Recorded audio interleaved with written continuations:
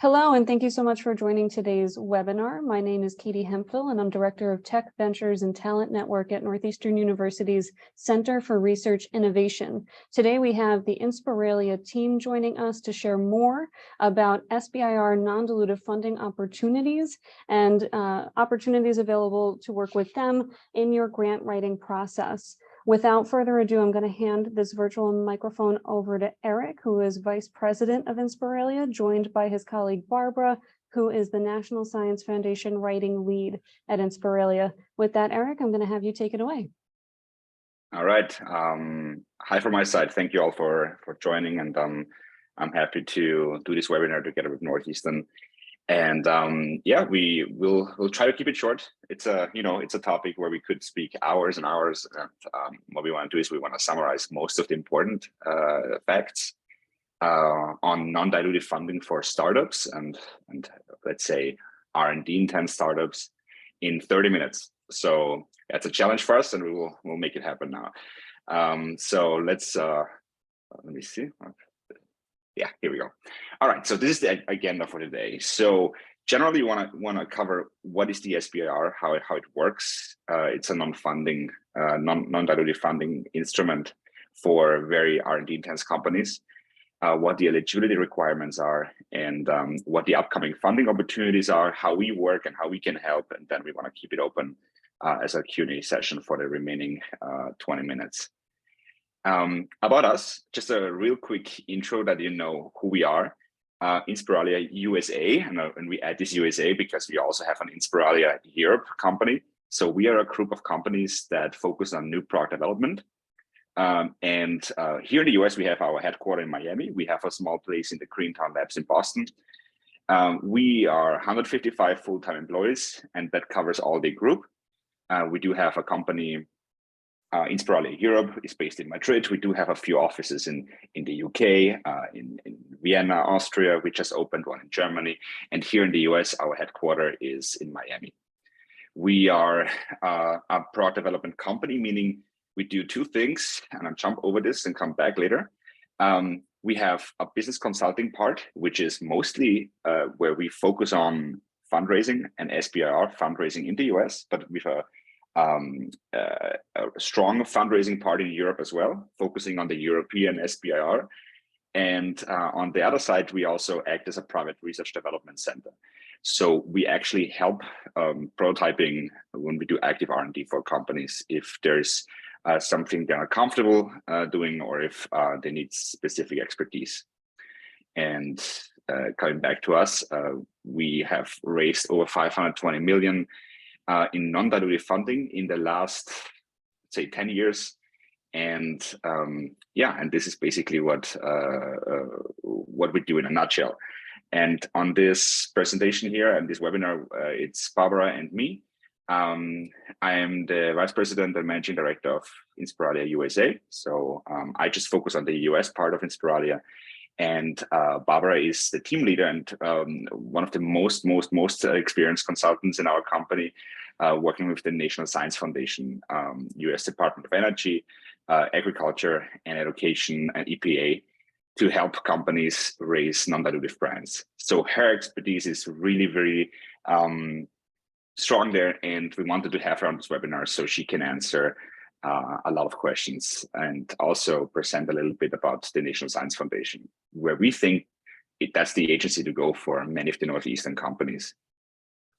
So now jumping over this. So here in the US, our business consulting part is mostly focusing on helping small businesses raise funds with the SBIR program. The SBIR program is a program that it's basically, you have to imagine a big fund, taxpayer money fund that the government provides, and basically provides to small businesses that do heavy and very intense R&D, but don't have the money to do that, and maybe are very early stage and don't find investors to fund and finance the R&D. So the SBIR wants to basically bridge that gap.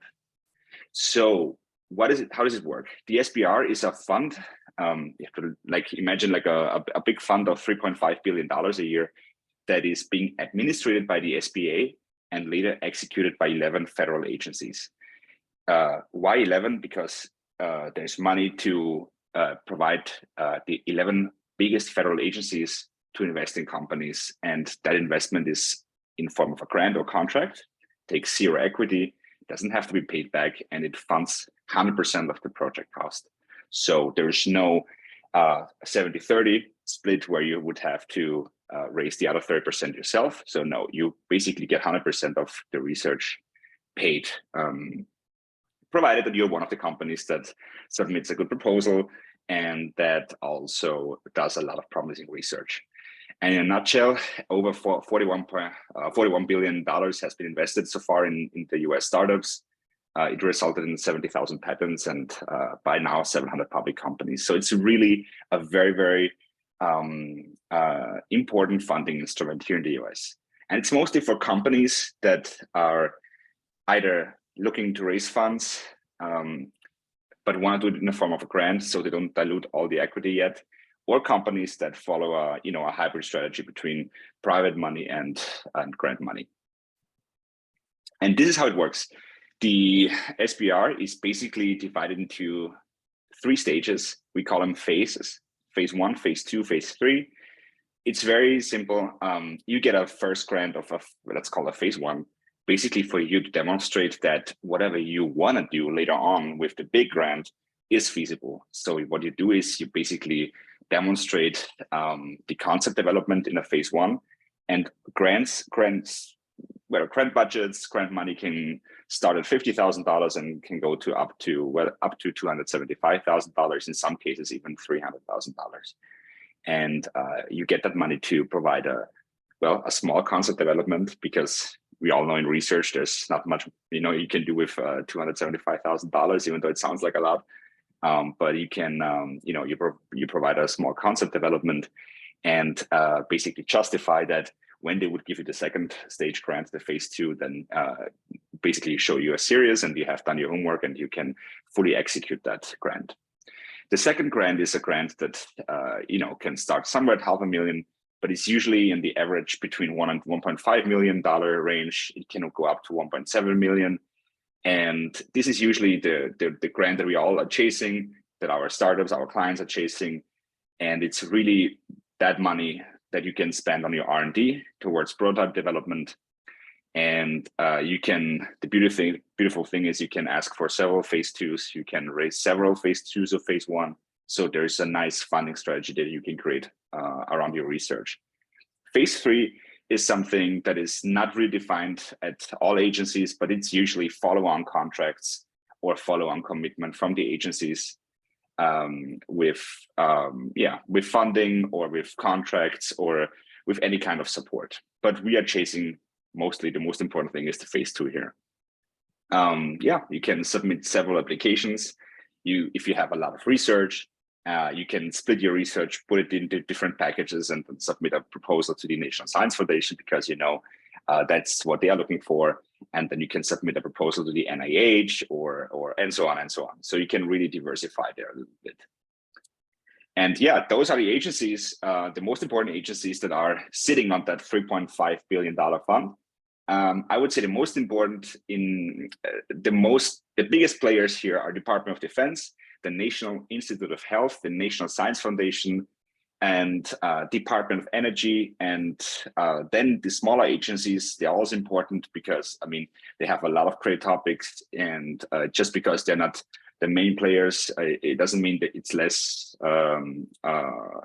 it's harder to get the phase 2 grant or the phase 1 grant.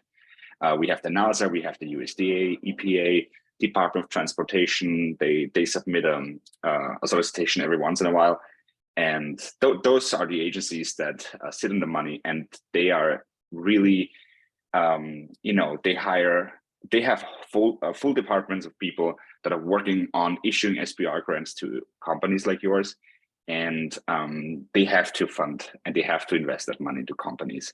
So they cannot just keep the money, and wait till next year. So if you have promising research, then you definitely want to submit something to the SBIR. There's generally this kind of agencies that have a top-down approach, and then agencies that have a bottom-up approach. That doesn't mean anything else than National Science Foundation on the right side here on the slide. National Science Foundation, the Air Force, NIH, they all have open topics or very generic topics. They say, okay, I want AI projects, or I want digital health projects, or I want semiconductor topics, companies. So that's what all they say. And then they provide a few lines on what a project could look like, and that's it. So that means a lot of companies apply that are in that field, and they fund a lot of companies because they're not really precise on what kind of companies they're looking for. And those are mostly the granting agencies. On the left side here, top down, are agencies like the Department of Defense, which have very specific topics because they need those to answer some needs that they have in the medium long term. So you would see topics that are very, very specific, and you would sometimes think that's actually not written for you. It's written for a specific company. We can demonstrate, and we now know it's not always written for specific companies, because we have clients that sometimes fit those topics, and we submit it and we won those grants. But generally, there is way more possibility on the right side on bottom-up approach. But on the other side, when your research matches with one of those specific topics of the Department of Defense or the EPA, which have a top-down approach with specific topics, then of course you are a great fit for that. And when you're a great fit, then you also want to go for it. But this is the big difference between the agencies. And something very interesting, not all companies that are based in the US are eligible. It has to be a small business under 500 employees. 50% of the shares of the ownership of that company has to be in hands of US citizens or permanent residents. Foreign-owned companies who have a seat here cannot participate if they don't have at least 50% ownership in US hands. And yeah, the companies have to have staff. That doesn't mean you have to have the staff before you get the grant, but the idea is that at least with the SBIR grant, yes, you hire the first person. And you need facilities to conduct your research. And that is sometimes a little bit tricky when you work in a co-working space, but it's possible. We have done all of that. But yeah, this is the general things that you need to have. You need to have a good project idea. You have to have a project that is not just plain research. It has to have technical risks, because the more risk there is in that R&D that you propose, the easier for the departments is it to justify the use of SBIR funds to fund you. It has to be revolutionary. It shouldn't have not been done before, or at least not in the way that you propose it. And there should be a commercialization path and clear milestones. And yeah, you have to do the R&D on American soil. So you cannot just hire subcontractors outside of the US. So it's taxpayers' money. So you have to spend the money here on US soil. And yeah, and now basically what we're going to talk about is, yeah, funding opportunities in the short term, in the next 2 to, I think, 4 months from now. And that's short term for us, because it takes a while to write proposals and everything. So in the next 4 months, we have the National Science Foundation coming up with a few deadline. With one deadline, we have the Department of Defense with a few deadlines. We have the National Institute of Health, and we do have Department of Energy coming up. So since Barbara is here, I will hand it over here to Barbara, because National Science Foundation, that is kind of her special expertise. And Barbara, I will just you let me know when you want me to jump over, jump to the next slide, okay? Okay. Hi everyone. Great to have you here. As Eric and Katie presented, I lead the National Science Foundation team at Inspiralia, also for the Department of Energy, Environmental Protection Agency, and other smaller agencies like Eric mentioned. So what I want here is to present you a little bit about the NSF, then a little bit about the DOE, Department of Energy, and the NIH, the National Institute of Health. With the NSF, Eric mentioned it could be one of the potential opportunities for you guys, and the reason is because this agency helps startups navigate the earliest stages of technology transition. So each year they fund up to 400 startups, and they give out roughly 200 million annually in SBIR funds to develop their proof of concept, technically feasible prototypes in phase 1. Then in phase 2, if you're successful with your phase 1, you can apply for a phase 2 and get up to $1 million in funding. And this agency is very interesting for technology startups because they have 3 submission windows each year, typically, so we can submit a proposal anytime within a window. The current window closes on March 1st, which means that right now we have the opportunity to prepare proposals and have them ready by this date to get in. Then there's a review process that can take up to 6 months. So the major difference between submitting to a window or another is the amount of time that it will take for the agency to review your proposal. And then yeah, so the type of funding that they give is you can reach up to $275,000 in phase 1. Eric, can you please pass through the next stage, the next slide? Sorry. So NSF funds any type, basically all areas of science and engineering. So it's interesting because if you're a technology startup, you may find a research area that fits within what you're doing here. And these are the topics that generally the federal government is interested in supporting. So this goes from digital health to biomedical technologies, environmental technologies, energy, even semiconductors. There's this new CHIP Act that you may have heard of, and yeah. So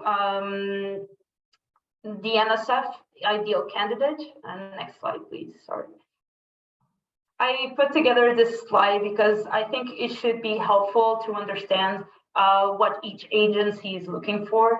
And while NSF allows to submit proposals in basically any type of research area, they do have some criteria when reviewing their proposals. And this is basically, there needs to be significant technical risks to be overcome with the research. And projects need to be about 2.5 years away from the market. There needs to be a validated market need, and last but not least, there needs to be broader impact sought if the company reaches the market with their technology. So benefits to society, the environment, the U.S. economy as a whole. And the type of companies are startups like you guys that are seed stage, that do not have previous NSF awards, and are looking for this non-dilutive funding to help bridge the gap between where you are now and reaching the market with your products. Next slide, please.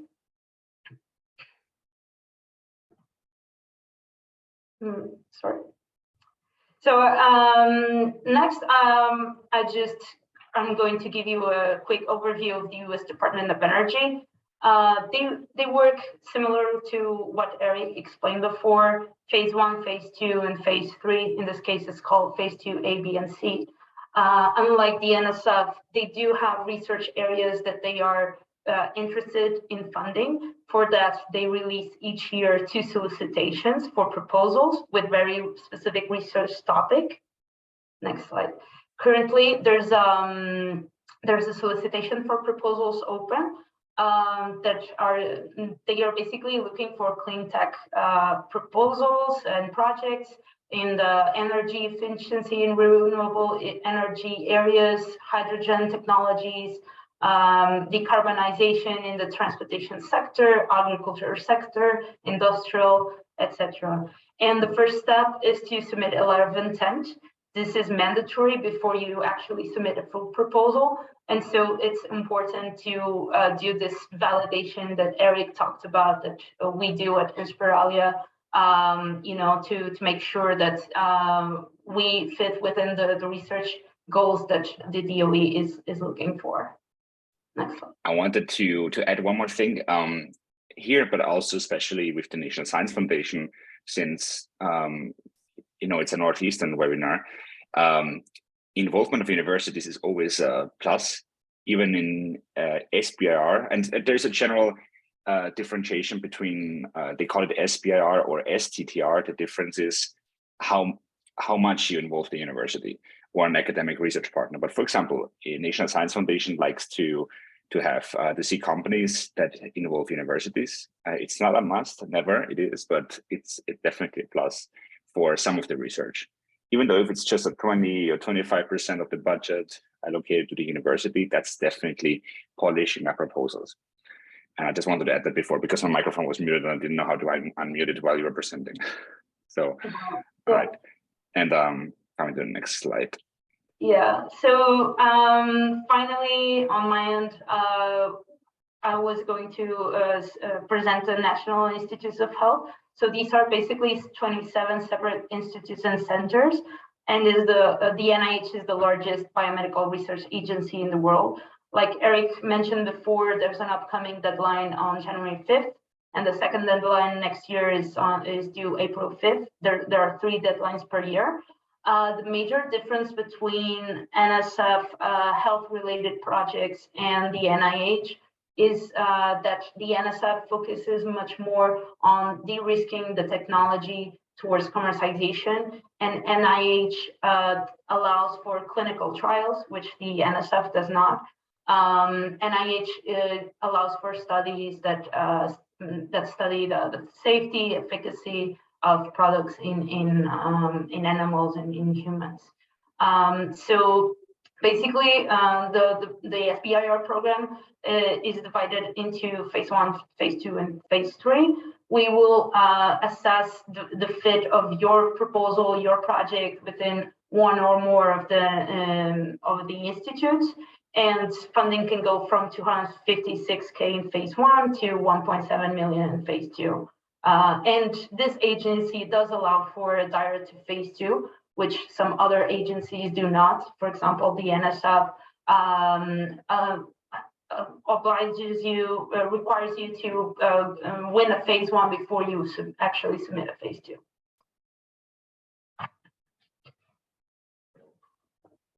All right, and the Air Force.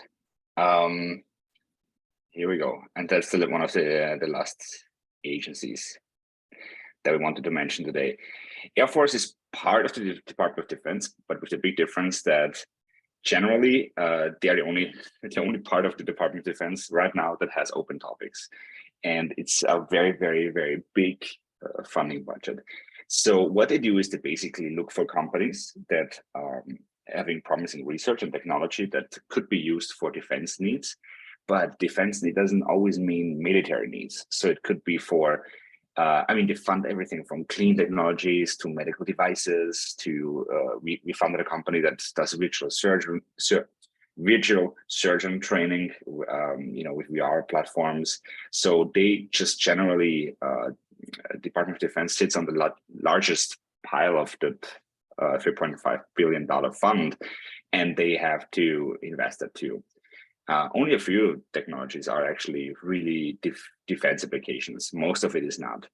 And yeah, we like it because it goes really fast. It funds companies really fast.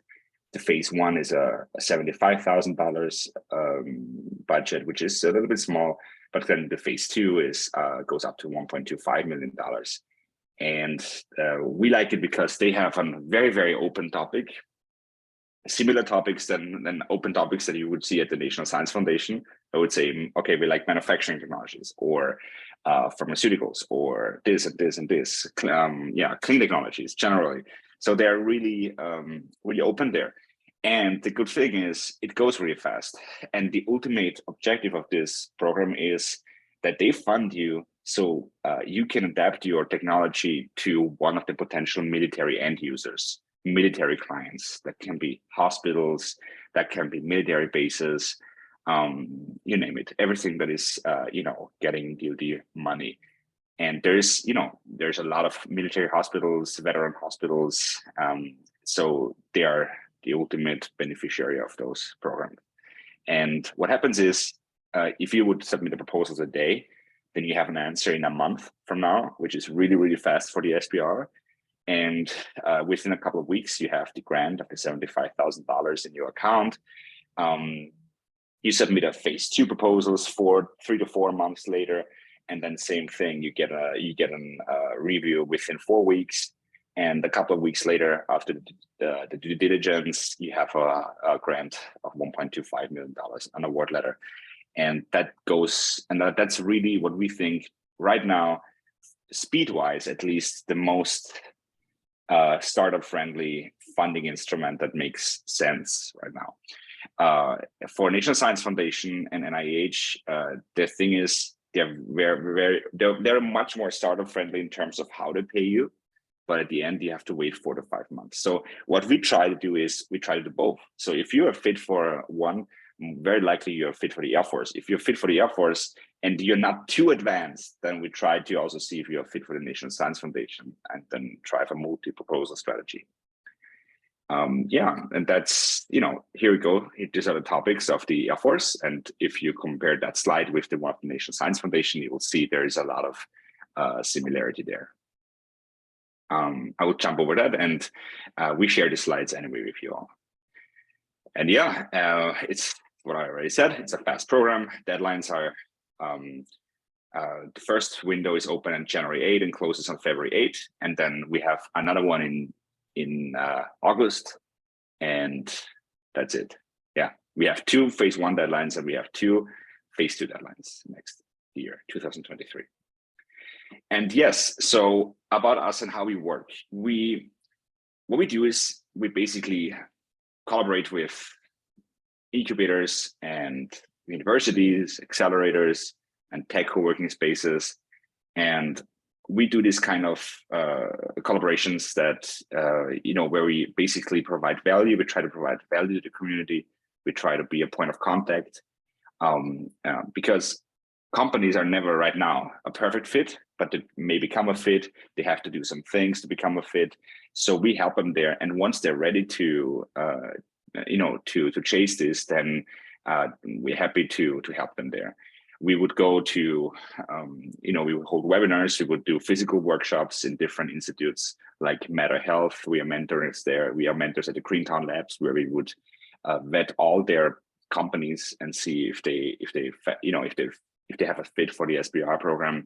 The same with the J Labs or the CSC. We try to hold workshops, educate companies there, provide a value, do office hours. We don't charge for that. And then one of the differentiators here, we do a free web project validation. And why we do this is because we, as a consulting company, at least, with the business arm of our company, which is focusing on non-dilutive funding, we have a very, very, very, very performance-based model. It's not entirely, but we have to, we create our model in a way so it makes sense for startups to engage with us, and startups that are, short on cash. So we are not 100% performance-based, but almost all of it is performance-based. And that means we want to make sure companies are in the perfect timing for those programs, that we have a long checklist. So when a company is interested, we sit down with them, we ask them a lot of questions about the research, about the team. We let them know what they need to do to be a fit and stuff like this. And this kind of consulting, we have seen other companies charge for it. We don't, because at the end, it's a benefit for not only for the company, but also for us, because we want to make sure that companies that are that we are presenting, that have a great fit, because we want them to succeed and raise the awards. And this is also where our fees ultimately come from, at least the major portion of our fees. So this kind of free project validation, we do this with incubators and accelerators, and we want to do this with Northeastern companies as well. So we will provide you with consulting along the way. And once you are ready, and some companies are ready right away, but if you're not, then we let you know. And once we think you're a good fit, then this is when we tell you, okay, makes sense. Now if you want to move forward, then we're happy to work with you. We are happy to write your proposal. We're happy to go through all those agencies. Like imagine just the NIH has 27 agencies. So we go through all of that, make sure that there's a funding topic available for you, prepare a roadmap, write the topics, get you ready with the registrations. So we see this as more as a 360 full service. Full service basically. We submit the proposal on your behalf. We communicate with the government and the program managers on your behalf with a company that with an email that you may provide us with. So we take care of that part so that you can focus on the research and on basically on spending the money. But we also advise you later on how to spend it, and what things are eligible costs and whatnot. And then after that, once you get the award, then we'll help out with administrative award management. And I'm saying this always, it's not accounting. We're not a CPA firm, but we help you with, we provide, we are point of contacts for your accountants if they have to account for the grant. We'll help you with budget questions. We'll help you with deadlines and reports. And that's basically what we do. And I think last slide here.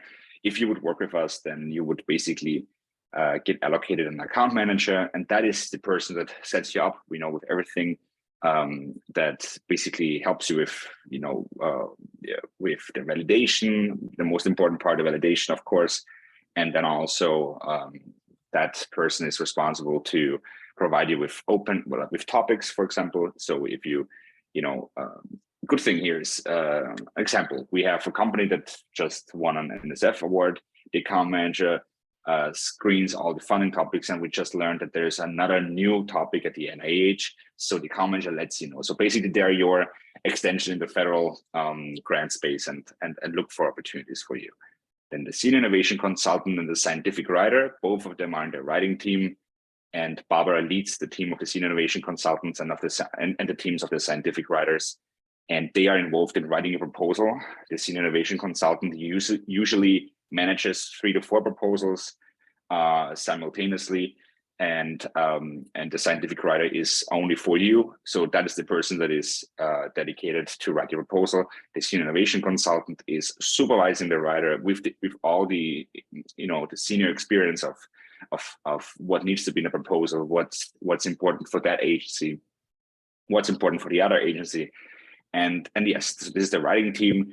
And then we have the project management office, which is helping you with registrations, everything that's pre-award and everything that's post-award management. And that is what companies get when they work with us. And then we have a couple of case studies here. We don't have the time to go through them. Just the last thing I wanted to mention, we have, and we publish all our results, successful awards. We publish them on LinkedIn, Inspiralia USA. So if you want references, if you want to vet credibility, we tag the companies we work with, so you can see what company has been funded, what agency, what kind of fund. We publish these success stories almost every day. There's a post about that, so you can really go through that and make yourself your own impression and see if you want us to help you guys.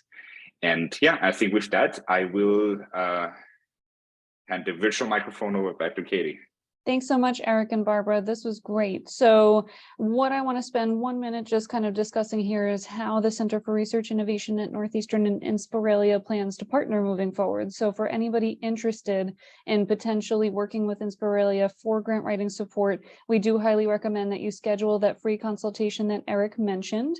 If you need a link to that free consultation, you can shoot me an email at k.hemphill@northeastern.edu, and I'm more than happy to share that link with you. You can also find it on Inspiralia's website. They're pretty open to having free consultation meetings. Eric, is there a specific place or section that folks can find a link to schedule this consultation? On the very last slide. Oh, actually, Yeah, the very last slide is the best Okay, because perfect. that's where my contact details are. And I may not do these meetings myself, but I will definitely forward, the contacts to the right person.